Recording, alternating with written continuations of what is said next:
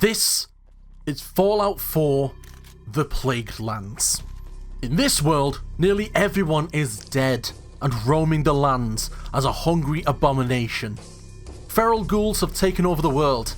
It's our job to fight back and hopefully find survivors in this forsaken land.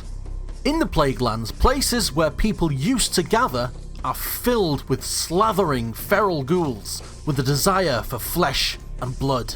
There are few traders in this land, save the few robots that still function, meaning most of our supplies will have to be scavenged, crafted, or hunted for. Ammo will be scarce, meaning close quarters encounters will be often. If we fail to find medication that we desperately need, we will have to limp our way out of fights and back to base. This will be one of the hardest journeys I have ever faced in Fallout 4. Without the many people to meet, the many interesting faces, the world is a massive and lonely one. You may think we are playing on survival, however we are not. We are playing on a very custom difficulty. We do 3 times the amount of damage to enemies. Strong? Yes. However, on the flip side, enemies will deal 3 times the amount of damage to us. Unlike hard modes in the game, enemies are not bullet sponges. Unlike easy modes, neither is the player.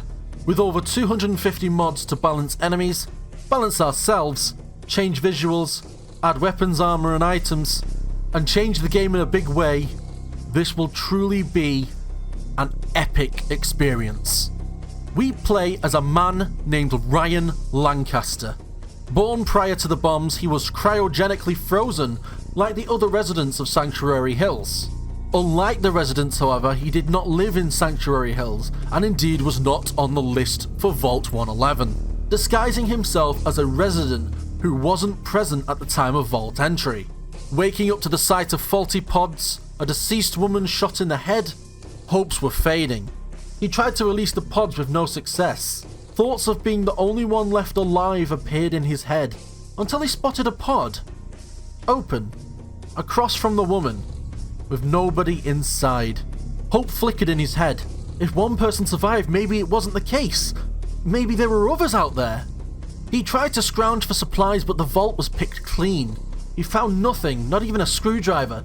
The only thing of use that he found was a Pip-Boy stashed in a sealed Vault-Tec box. Upon arriving at the vault door, he discovered it was open. Hope grew in his mind. The Vault Dweller made it out. Following in his footsteps, Ryan used the elevator to exit Vault 111. It took his eyes a moment to adjust. Everything was dead and destroyed. Hope dimmed once more. But he knew he had to search for survivors. Searching for supplies around the vault, he discovered a pistol held by one of the skeletons of the soldiers, getting people into the vaults. He pried it from the bony hand. Given his shady past, Ryan knew his way around guns. He checked the mag and the chamber. Both empty. He unbuckled the holster from the skeleton and put it on. Holstering his pistol, he scavenged anything he could find of use. Though only very little was found, it was better than nothing.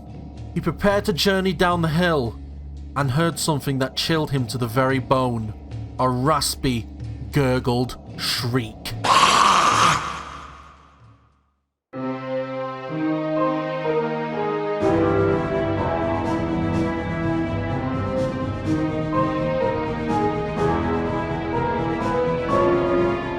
Welcome to Fallout 4: The Plagued Lands.